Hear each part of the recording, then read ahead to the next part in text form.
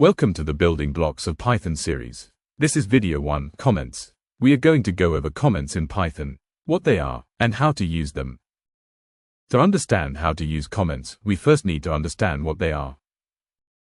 So, the big question is, what is a comment? Comments are human-readable lines, mainly used to describe something in code for us, the programmers. The Python interpreter will not run anything you write in the comments.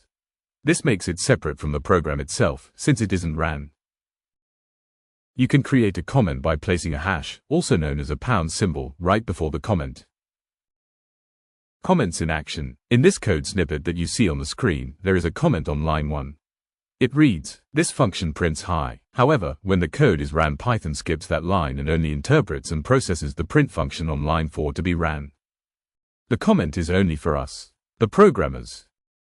Another comment in action. If you look closely at the code, you can see that we commented out the print function. This is a great way to troubleshoot your code. You can comment out sections of code that you don't want to run.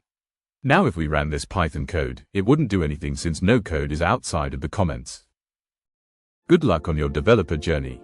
Thanks for watching. Like and subscribe for more code content.